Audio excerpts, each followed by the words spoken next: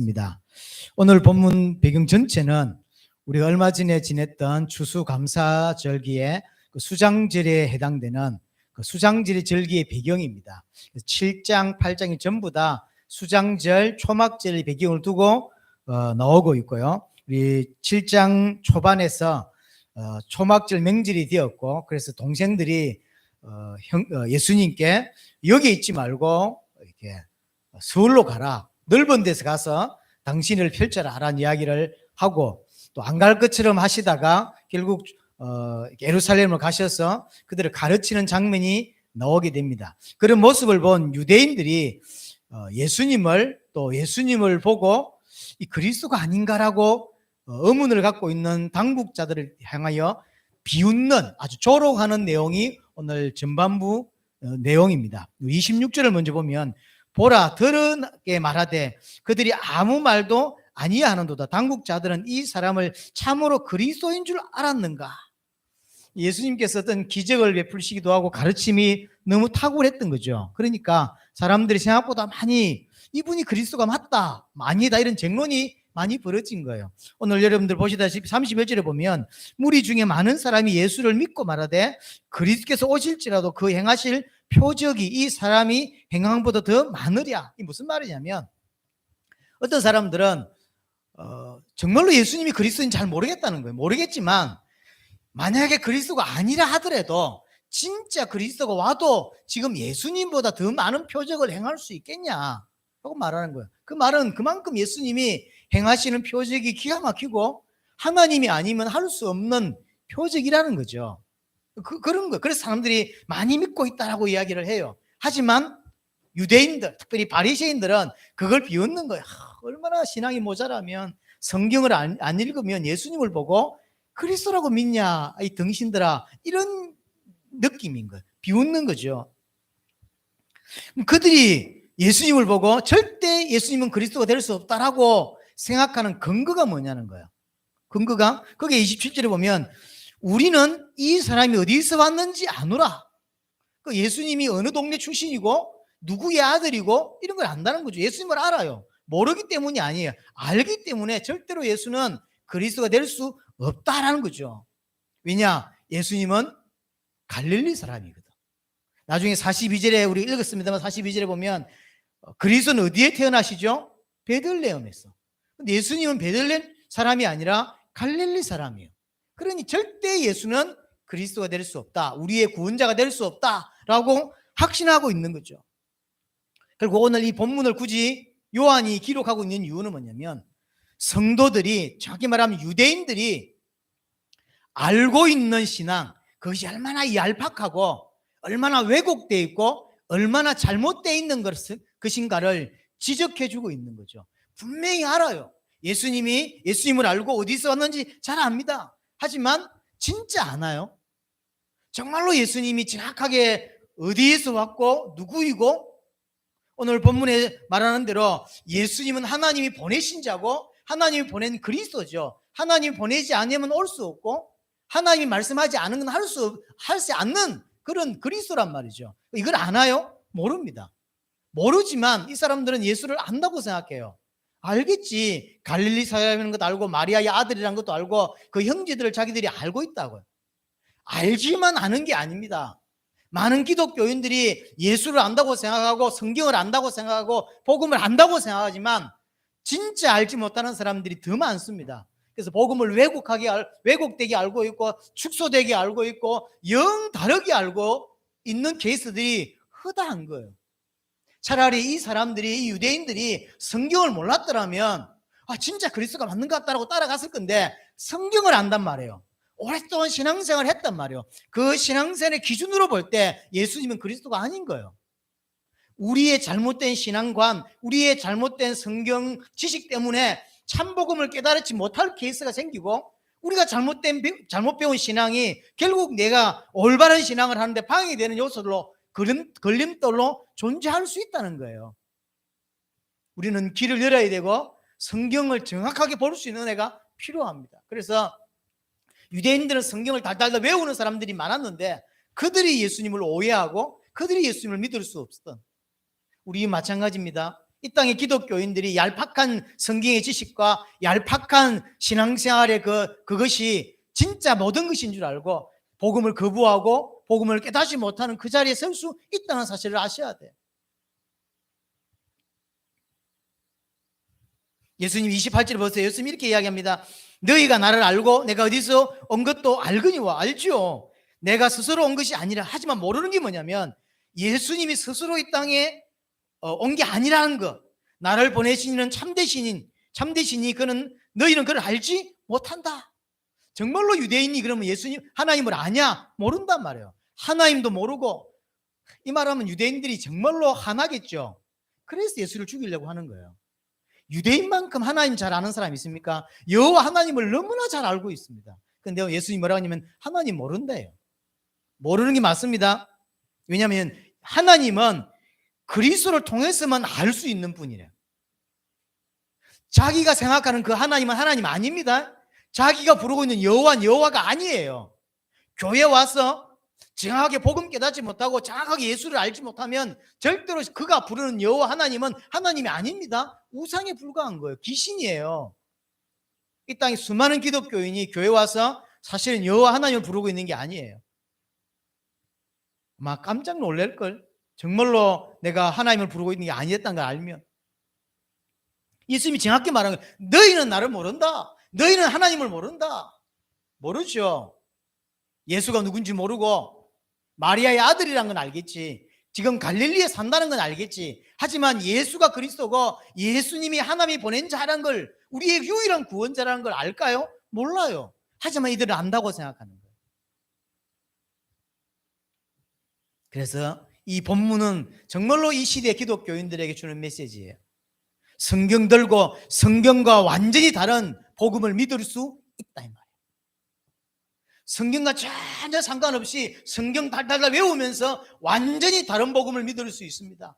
복음 아닌 다른 것을 복음이라고 착각하고 완전 왜곡된 복음을 복음인 줄 알고 착각하고 그것을 신뢰하고 그것을 믿고 그 인생을 바치는 사람들이 많다 이 말이에요. 그럴 수 있어요. 그래서 복음을 들을 수 있다고 하는 것은 특별 대우입니다. 정말로 오늘 요셉이 그들에게 베풀었던 것처럼 누구나 교회 올 수 있지만 누구나 온다고 해서 다 알아듣는 것도 아니고요. 그래서 교회 선택이 중요해요. 정말로 생명 걸어야 될 게 교회 선택이 그런 의미에서 복음 들을 수 없는 곳에서 복음이라고 착각하는 많은 사람들, 유튜브를 통해서 요즘은 예배 실황이라든가 어떤 집회가 정말 많이 올라오는 것 같아요. 제가 계속 우리 교회 메시지를 이렇게 저도 계속 제가 했지만 계속 들으니까 이게 메시지가 따라서 붙어서 올라오잖아요. 그럼 많은 교회 메시지가 제가 보는 메시지 뒤에 계속 따라 붙어요. 그래서 막 한국의 유명한 목사님들도 올라오는데 그분들이 대부분의 메시지와 요즘 또 히트치는 메시지 내용들이 전부 다 한쪽에 쏠려 있는, 어떻게 하면 귀신을 쫓을 수 있는가 이런 거예요. 영적인 분별력, 뭐 좋은 말이잖아. 그런 것부터 시작해서 귀신 쫓아내는 법, 무슨 경제를 회복하는 법, 뭐 성공하는 법 이러면서 그런 메시지가 계속 몇 명이나 보는 걸 보면 그런 메시지 올라오는데 1000명씩 실시간으로 보고 있고요. 평일인데도 얼마 전에 보니까 오살리 기도원입니까? 여기서 큰 집회를 하는가 봐요. 그래서 실시간 방송으로 보는 사람만 벌써 몇천 명이에요. 사람들이 이런 걸 좋아하는구나. 우리는 인기가 없겠구나. 우리 교회는 인기가 없겠구나. 싫어하는 메시지를 성도들이 싫어하는 것만 골라서. 근데 자세히 보세요. 유대인들이 정말로 싫어하는 행동만 예수님이 하고 있거든. 그래서 죽이려고 하는 거예요. 유대인들은 성경과 다른 그리스도를 기다렸습니다. 유대인들이 기다린 그리스도는 다윗 왕국을 회복하고 다윗의 땅을 회복하고 그래서 나에게 정치적인 자유를 줄 수 있는 그런 그리스도, 나에게 경제적인 것을 줄 수 있는 그런 그리스도. 경제적인 그리스도란 말은 다른 말이 아니라 그리스도가 오셔서 내게 나를 부자로 만들어주고 나를 잘 살게 만들어주고 내게 육신적으로 풍성을 줄 수 있는 그런 그리스도를 믿었고 그런 그리스도를 기다렸어요. 근데 정작 그리스도로 오신 예수님의 모습은 완전 반대예요. 완전 반대예요. 그래서 유대인들은 메시아를 통해서 자신의 영광을 추구하는 자들이었는데 예수님이 십자가 지러 왔단 말이야. 메시아를 통해서 영광을 구하는 자들이 십자가 지러 오신 예수가 안 보이는 거예요. 어째 저게 그리스도가 맞아? 말이 안 되는 거예요. 지금 이 땅의 기독교인들 또한 마치 요한복음 7장의 유대인과 같은 바리새인과 같은 똑같이 그런 그리스도를 기다리고 그런 그리스도를 믿어요. 그래서 교회 와서 자기에게 성공을 줄 수 있는 그런 그리스도를 기다리고 그런 그리스도를 믿고 있다. 나를 높은 자리에 앉게 해줄 수 있는 그리스도, 내 육신적인 걸 채워줄 수 있는 그리스도, 그것이 복음이라고 생각해요. 내가 영적인 어떤 부분에 문제가 있는데 그 부분을 치유해 줄 수 있고 회복시킬 수 있는 그리스도를 원하고 그런 거예요, 그냥. 그래서 육신적인 어떤 문제가 있는데 그 부분을 해결해 주는 그리스도, 육신적인 걸 채워줄 수 있는 그런 그리스도를 믿는 것이고 그것이 신앙인 줄로 생각을 하는 거죠. 재밌는 것으로 예를 들어서 이번에 아침에도 우리 우집사가 그 이야기를 했는데 한국 사람 중에서 포르투갈로 축구할 때 하나님 한 골만 넣게 해주세요 기도했던 사람이 있겠죠. 그럼 포르투갈 사람 중에서 하나님 믿는 사람 없을까? 있겠죠. 그러면 하나님 우리도 그럼 누구를 들어줘야 되는 거예요? 근데 극단적인 예로 그런 거예요. 그게 하나님이라고 생각하는 거예요. 나에게 육신적인 거 좋은 거 퍼부어주는 분, 그분이 하나님이다. 근데 성경에서 하나님은 그런 걸 안 하신단 말이에요. 안 하니까 그는 하나님 필요 없다 생각하는 거예요. 그런 예수 우리에게 필요 있다 없다? 없다. 그건 복음이 아니다 이렇게 생각을 한단 말이에요. 진짜 복음이, 진짜 예수가 이 땅에 이게 드러나고 선포되면 두 가지 반응이 보여요. 하나는 사도행전 2장에 말한 대로 마음이 찔려 우리가 어찌할꼬 라는 사람이 생겨요. 그냥 하나님이 내게 복 주고 그런 분들 알고 있었는데 진짜 복음을 듣게 되고 나서 잘못 알았었구나. 우리 어찌할꼬 이렇게 회개하고 하나님께 엎드려지는 사람이 생기고 한쪽은 떠나는 사람이 생겨요. 떠나요. 그런 예수는 우리에게 필요 없다. 떠날 정도가 아니라 결국 예수를 죽이기까지 하죠. 오늘 예수님을 죽이려고 했습니다. 사람들은 복음을 잘 모릅니다. 생각보다 왜곡되어 이해하고 있습니다. 복음은 세상에 가치 있다고 하는 것을 얻어내기 위한 종교가 아닙니다. 종교는 뭐냐면요, 내가 이 땅에 살아가면서 육신적인 것을 채우기 위해서 육신적인 것이 필요하기 때문에 어떤 신을 정해놓고 섬기는 거예요. 왜냐하면 그 신을 통해서 육신적인 것을 채우려고 하는 그게 종교예요. 복음은 반대입니다. 복음은 우리를 세상으로부터 육신을 채우려고 하고 육신이 기준되어 있는 그 세상으로부터 구별되어 건져내는 게 복음이에요. 세상으로부터 구별시키고 빠져나오게 하는 게 복음이에요. 그래서 복음 받으면 없어질 세상을 소망하지 않고 하늘의 것을 소망하게 만드는 게 복음입니다. 복음을 정말로 받은 사람은 세상의 것을 추구하고 세상의 것을 기준을 따라 사는 게 아니라 자기를 부인하고 자기 십자가 지는 쪽으로 가게 돼 있어요. 여러분들 잘 보세요. 여러분들이 분명히 예수를 믿을 겁니다. 하지만 여러분들이 예수를 믿는데 그럼에도 불구하고 자신을 부인하는 쪽으로 가지 않고 자기 십자가를 지고, 지금 세계복음화를 우리가 꿈꾸고 있는데 그러면 그 세계복음화 속에서 내가 해야 될 일은 뭘까라고 고민하고 나의 십자가를 질 줄 아는 자로 가는 거예요. 그게 복음 받은 자의 삶이에요. 교회를 돌아보면서 나는 이 교회에서 뭘 하면 좋을까? 하나님은 뭘 하면 기뻐하실까? 그래서 나의 십자가를 교회 안에서 진단 말이에요. 그 사람이 믿는 사람이에요. 아직까지 너무 어린아이 같은 사람, 신앙이 너무 어려요. 두세 살밖에 안 되는 이런 사람은 교회 와서 아무것도 할 수 없어요. 하지만 신앙이 성장한 사람은 나의 십자가를 돌아보게 돼 있어요. 나는 이 교회에서 뭐 할 수 있을까? 뭘 하면 주님이 기뻐하실까? 이 교회가 세계복음을 향하여 가는데 뭘 하면 좋을까? 이게 특별히 여러분들이 금식기도를 하고 특별히 헌금을 많이 하고 특별히 뭘 하라는 게 아니에요. 보면 보입니다. 이 교회에서 내가 뭐 하면 좋은지, 세계복음을 듣고 나는 뭐 하면 될지 이게 보인다고. 왜냐하면 복음이라고 하는 성격이 그런 거예요. 복음이라고 하는 게 뭐냐면 나를 세상으로부터 자꾸 건져내고요, 그리고 나를 자꾸 부인하고요. 나를 내가 져야 될 십자가를 지게 만드는 게 복음이라고. 그런데 복음 받았다고 말하면서 내 십자가 지지 않고 그냥 아무것도 하지 않으려고 그러고, 이런 사람은 사실은 성장한 사람이 아닙니다. 구원받는지 안 받는지는 잘 모르겠지만 예수님이 28절에 보시면 그렇게 이야기하죠. 너희는 나를 모른다 라고 했죠. 그게 모른다고 하니까 얼마나 화가 났겠습니까? 30절 보면 그들이 예수를 잡고자 하나 손을 대는 자가 없으니, 죽이려고 했죠. 우리 아까 읽었던 25절에도 보면 그들이 죽이고자 했다라고 이야기했어요.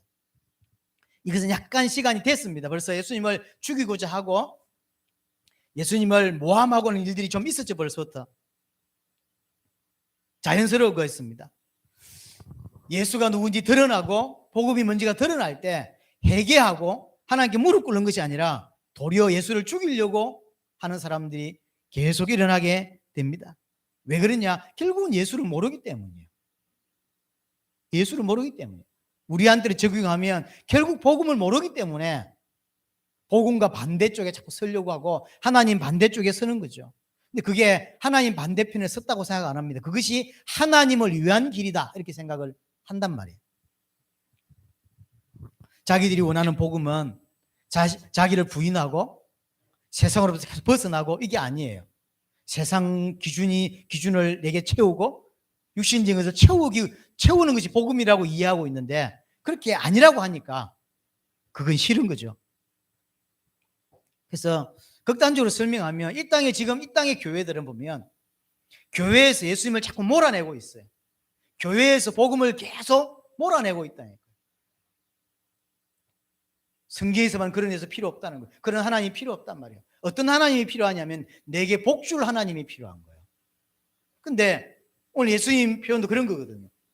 근데 그게 필요 없다는 거예요. 자기들한테는. 그래서 자기들이 예수님을 쫓아내고 자기들이 원하는 하나님을 갖다 세워놓고 그 하나님이 하나님인가요? 아닙니다. 우상입니다. 그거는. 근데 그걸 하나님이라고 믿고 거기에 기도하는 거예요.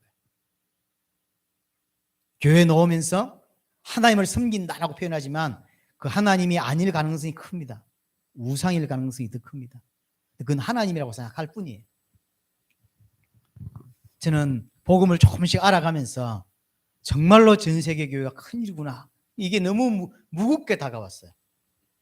제게는 이제 복음이 좀 뭐랄까요, 성향 자체도 그렇지만 좀 진중하게 다가왔거든요. 그래서 사실 농담 잘 못하고 옛날에는 농담 연습도 좀 하고 이랬는데 이게 너무 강하게 부딪혀오는 바람에 그래 안 해도 재미없는 사람인데 복음을 좀 알고 나서 너무 더 재미없는 사람이 됐어요. 왜냐면 너무 심각하게 보였거든요. 한국교회 큰일 났다. 세계교회 큰일 났다. 선교사들 사이에 큰일 났다. 이거 짜지. 그럼 내가 어떻게 할 수 있는 것도 아니야. 내게 답이 있는 건 아니지만 이렇게 너무 보이는 거죠. 그러니까 메시지가 무겁고요. 메시지가 농담 잘 못하고 그래 안 해도 농담 못하는 놈이 더 농담 못하고 그렇게 돼버렸어요. 가끔씩 생각을 해봅니다. 농담도 몇 개씩 하고 그래서 하나님 이러면 어떡할까요? 이게 사람이 몸에 배어야 되는데 그게 준비한다고 되냐고요. 농담이. 사람 자체가 재미있어야 되는데 사람 자체가 재미없는데 제가 하주지 보고 그랬잖아요. 목사님 재미없는 사람이야. 제가 알아요. 제가 재미없는 사람이라는 거. 여러분들 앞에 훨씬 재미있는 사람이 있었으면 더 좋았을 뻔했는데 여러분들 앞에 농담 잘하고 유쾌한 사람이 있었으면 훨씬 더 좋았을 뻔하긴 했는데 저는 근본적으로 좀 진지한 걸 더 좋아 사실은 해요. 예수님이 아직 잡히지 않는 이유는 때가 되지 않았기 때문이다 라고 이야기를 합니다. 우리는 신앙이 뭔지를 다시 한번 정확하게 돌아볼 필요가 있습니다. 진짜 신앙은, 진짜 믿음은 내 영광이 아니라 나를 부인하는 쪽으로 간다는 사실이죠. 주는 그리스도시요 살아계신 하나님의 아들이심이라고 베드로가 고백했을 때 예수님이 그래 진짜 그렇게 믿어? 라고 한 다음에 무슨 말 하셨죠? 자기를 부인하고 자기 십자가를 지고 따라와라. 이게 신앙이에요. 자기를 부인하고 자기 십자가를 지고 따르는 것. 우리는 피조물이라는 사실을 정확하게 기억해야 됩니다. 피조물은 스스로 살 수 없습니다. 하나님과 함께 해야 되고 하나님만 의지해야 되는 존재가 우리입니다. 나에게 하나님이 필요한 것이 아니라 하나님이 우리를 만드셨다는 사실, 하나님이 나를 위해 존재하지 않습니다. 내가 하나님을 위해서 존재해요. 우리는 자꾸 이런 부분 때문에 하나님이 필요하다고 말하지만 내가 하나님을 위해서 존재하는 거예요. 나를 만드신 분이 하나님이십니다. 그래서 신앙이 성장할수록 나를 부인하고 내 십자가를 지게 되어 있습니다. 그 십자가가 어려운 게 아니에요. 기쁨일 수밖에 없게 되어 있어요. 오늘 예수님이 너희는 나를 모른다라고 한 이 말, 귀담아 들을 필요가 있습니다. 생각보다 많은 기독교인이 예수를 잘 모르고 복음을 잘 모릅니다. 자, 그러면 나는 올바르게 가고 있다 없다를 어떻게 알 수 있냐고요.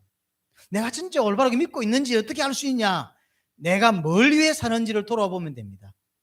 나는 왜 이 땅에 뭘 위해 살아갈까? 왜 돈을 벌고 왜 이렇게 살까? 들어보세요. 그게 가치가 아니라 그러고 그게 성경에서 말하는 믿음이에요. 나는 이 땅에서 뭘 위해 살지? 우리가 구원받았잖아요. 그럼 어디서부터 구원입니까? 사단으로부터 구원이고 죄로부터 구원이고 세상으로부터 구원이에요. 세상으로부터 구원받았는데 여전히 세상을 향해 살고 세상을 위해 살고 세상의 어떤 부분을 내게 채우려고 한다고. 그럼 구원받은 자의 모습이 아닌 거죠. 구원을 모르는 거예요. 구원에서 빠져나왔는데 안 그래요? 어떤 사람이 큰 어려움을 당했는데 그게 가까이만 가도 치를 떨고 그게 가까이만 가도 트라우마가 생기려고 그러죠. 세상에서 구원받았다고 해놓고 세상의 가치관대로 살아가려고 그래요. 이 말은 구원을 이해 못했단 말이에요. 그게 어떻게 구원 이해한 자가 세상을 위해 살 수가 있겠습니까? 메시아는 내 육신적인 것을 채우려고 내 육신적인 것을 공급해 주려고 오신 분이 아니라고 하는 사실입니다. 예수님은 우리에게 참된 생명을 주시러 오신 분이에요. 그래서 생명 가진 자는 생명 주신 하나님을 앙망하고 생명 주신 하나님을 소망하며 살 수밖에 없는 것이죠. 그래서 우리는 하나님께 순종하고 말씀에 순종하고 자기 십자가를 지는 삶, 거기에서 기쁨을 얻게 되어 있습니다. 다른 데서 자꾸 기쁨을 얻으려고 하는 거예요. 하나님을 섬기고 내 것을 내가 감당할 걸 나의 십자가를 질 때 기쁨이 오는 건데 진짜 기쁨을 못 찾아내니까 자꾸 다른 쪽에서 교회가 아니라 다른 쪽에서 자꾸 기쁨을 찾으려고 그래요. 안 옵니다. 인간은 절대로 내 십자가를 질 때 기쁘다니까요. 내 십자가를 질 때. 구원받지 못한 자들이 예수님을 죽이려고 하죠. 그러니까 예수님이 자기가 죽는 것에 대한 이야기를 33절, 34절에 잠깐 이야기를 했습니다. 그리고 나서 36절까지 이야기가 끝나고 37절에 명절 끝나려죠. 이게 사실은 한 단락이 끝난 것처럼 설명되어 있지만 이게 초막절이라고 그랬어요. 초막절. 그러니까 명절 끝날, 우리가 얼마 전에 수장절 이야기를 했잖아요. 두 가지로 나누어진다 그랬어요. 일주일 7일 동안 따로 있고 그 다음에 첫날은 성회로 모이고 아무 일도 하지 말고 그리고 초막을 지어서 일주일 동안 살고 그리고 마지막 날 다시 성회로 모이고 아무 일도 하지 않는 요 일을 하죠. 그것만 있는 게 아니라 한 가지 빠진 설명이 있는데 그게 뭐냐면 초막을 지어놓고 일주일 동안 살면서 매일 하는 게 뭐냐면 제사장이 실로암 연못에 가서 물을 주전자 같은 데다가 떠다가 이제 가져와서 제단에다 붓는 일을 합니다. 그러면 성도들은 이제 종려나무라든지 그 당시 나왔던 그 버드나무 가지라 이런 것들 들고 제사장을 따라서 막 흔들면서 따라가는 걸 한단 말이에요. 그럼 매일 물을 부어요. 그리고 7일째 되는 날은 물 떠와서 7바퀴를 도고 물을 붓습니다. 이게 지금 추수감사라는 게 가장 중요한 게 뭐냐면 추수감사에 있어서 비예요. 그 곡식을 짓는데 비가 안 오면 어떻게 하죠? 그날 그 해 곡식은 다 날아가는 거죠. 그래서 추수감사 그 행사를 하면서 수장절의 행사를 하면 가장 중요한 퍼포먼스가 뭐냐면 실로암 못에서 물을 떠와가지고 물을 붓는 거죠. 이게 마치 기우제 같은 거예요. 올해도 이렇게 곡식 잘 되게 하신 하나님 우리에게 물을 주십시오라고 하는 그런 걸 말하는 거죠. 그래서 성경에 이른 비 늦은 비라는 표현이 많이 나옵니다. 이른 비와 늦은 비를 골고루 하나님이 주셔야만 곡식을 제대로 지을 수 있기 때문에 비를 풍성해 주셔야 돼. 그러고 있는 사람들에게 예수님이 하는 말이에요. 37절 보세요. 명절 끝날 그 큰 날에 이제 8일째 되겠죠. 7일까지 물을 갖다 붓고 마지막 날은 7바퀴 붓고 또 붓고 그러면서 가져와 흔들었던 그 종려나무를 그 옆에다가 꽂기도 하고 이렇게 해요. 그러면 이제 물 붓고 꽂아놨는데 그게 사실은 살아나진 않잖아요. 시들시들해지죠. 여기 예수님이 말씀을 하고 있는 거죠. 누구든지 목마르거든 내게로 와서 마시라. 나를 믿는 자는 성경의 이름같이 그 배에서 생수의 강이 흘러 나올 것이다 라고 이야기하는 거죠. 무슨 말입니까? 인생 살면서 가장 중요한 게 비입니다. 물입니다. 농사 짓는데 가장 중요한 게 물이에요. 그래서 그런 퍼포먼스를 하고 있는 거란 말이에요.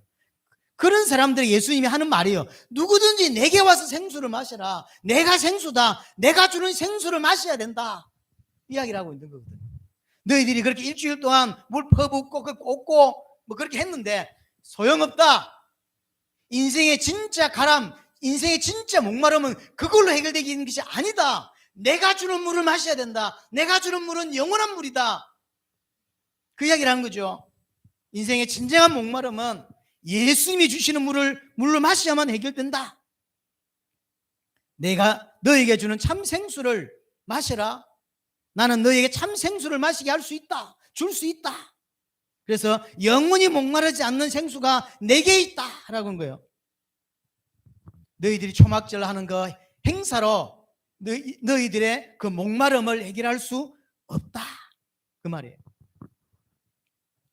막말로 그런 거 한다고 되는 게 아니다 이 말이에요. 배경이 있는 이야기죠. 인생의 갈증, 갈급, 목마름을 해결하는 것은 예수님이 주시는 생수로만 가능하다. 여기 생수는 뭐라 그랬죠? 39절에 성령이라고 말했어요. 성령. 말라 죽어가는 이 땅, 이 세상, 말라 죽어가고 있는 이 땅의 성전, 교회를 보고 온 거죠. 이 땅, 말라 죽어가고 있는 이 땅과 교회 또한 참된 성전이신 예수 그리스도로부터 흘러나오는 생수, 생명수, 성령입니다. 그 성령을 받아야만 풍성해지고 열매를 맺게 된다는 거죠. 뭘 지금 생각나게 하고 있죠? 에스겔 47장.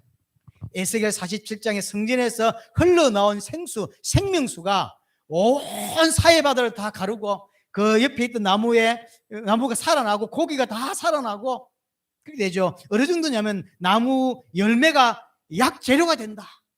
다 사는 거죠. 이 성전에서 참 성전이신 예수 그리스도에서 흘러나온 그 생명수를 먹으면 다 살아나는 거예요. 다 살아난다. 그 이야기를 하고 있는 거죠. 그래서 참 성전이신 예수께 나와야 된단 말이에요. 참 성전이신 예수께 나와야만 살 수 있는 것입니다. 왜냐? 그에게만 생명이 있는 거죠. 성령은 예수의 이름으로 오신 분이에요. 그래서 성전에서 흘러나온 예수 그리스도에게서 흘러나온 성령을 통해서만 우리는 풍성한 삶을 살아낼 수 있는 것이죠. 너희들이 하고 있는 그거 물때가 붓고 7바퀴 돌고 흔들고 소용없다. 그거 아무 의미 없다. 그게 원래 의미하는 게 나를 의미하는 거다. 원래가 물 갖다 붓고 이런 거 전부 다 나를 말하는 건데 단 한 사람도 예수님이라고 생각 못하고 있는 거죠. 너희들이 하고 있는 건 뻘짓이다 그 말이에요. 너희들이 하고 있는 거 아무런 소용없는 거다라고 있는 거죠. 영원히 목마르지 않는 생수는 예수 그리스도다. 누구든지 와서 마시라 그러죠. 네, 누구든지 마실 수 있지만 과연 누구든지일까요? 아니라는 거예요. 갈증 난 사람만 마셔요. 이게 답이에요. 누구든지 교회 와서 복음 들을 수 있어요. 하지만 누구든지 교회 오고 교회 온다고 또 복음을 듣냐면 그렇지 않습니다. 갈증 난 자가 그걸 마셔요. 그래서 하나님의 사람은 하나님을 향한 목마름이 있게 돼 있어요. 하나님을 향한 목마름, 하나님을 향한 배고픔, 하나님을 향한 갈증이 있는 거예요. 바꿔서 말하면 하나님이 부르시는 자는 하나님을 향하여 어떤 갈증이 있어요. 그 갈증 때문에 하나님을 찾고 하나님을 만나게 되는 거예요. 그리고 하나님 만난 자도 정말로 하나님의 사람은 지속해서 계속 영적인 갈증을 느끼게 돼 있어요. 계속 하나님을 찾으려고 그러고 한 번으로 끝이 나는 게 아니라 그게 맞는 거죠. 그리고 진짜로 복음을 알게 됐을 때 영적인 이 가람이, 영적인 갈급함이 온전히 해결되게 되는 것입니다. 그걸 맛보게 되어 있습니다. 자, 정리합니다. 예수님을 조금 알고 있고 예수님을 조금 알고 있는 그 지식 때문에 예수가 그리스도라는 그 복음을 이들은 알아듣지 못합니다. 차라리 몰랐더라면, 성경을 모르고 신앙생활 안 했더라면 쉽게 복음을 받았을지도 모릅니다. 하지만 성경을 잘 알고 구약을 잘 알고 신앙생활을 오래 했다는 그 이유 때문에 예수가 그리스도라는 사실에 대하여 깨닫지 못하고 있는 거예요. 여러분들 지금까지 신앙생활을 잘 하신 것입니다. 하지만 그것이 여러분들 진짜 올바른 신앙생활로 가는데 걸림돌이 될 수 있다는 걸 아셔야 돼요. 조금 알고 있는 성경 지식과 조금 체험한 신앙생활, 교회생활이 그것이 나를 온전히 하나님의 사람을 만들어가는데 방해될 수 있다는 걸 아셔야 돼요. 온전히 마음은 완전히 열고 진짜 복음이 뭔지를 알아들으셔야 돼요. 이것 때문에 조금 아는 그 지식 때문에 예수 내 좀 알지, 그 형제들 내가 알아, 그 갈릴리 사람이야, 잘 안다니까, 그것 때문에 예수를 거부하고 죽이는 자가 되었단 말이에요. 잘못 알고 있는 복음 때문에, 잘못 알고 있던 어떤 신앙생활 때문에 사실 영원히 예수를 죽이는 자가 되고 예수를 거부하는 자가 될 수 있다는 거예요. 우리는 하나님이 주시는 은혜를 받은 자입니다. 그 은혜가 뭔지를 알고 그 은혜 받은 자의 삶을 살아가는 저와 여러분들이 되어야 되고, 우리에게 참된 생수를 줄 수 있는 분이 예수 그리스도라는 사실을 저와 여러분들이 정확하게 알고 계속 그분과 함께 나아간 은혜가 있게 되기를 바랍니다.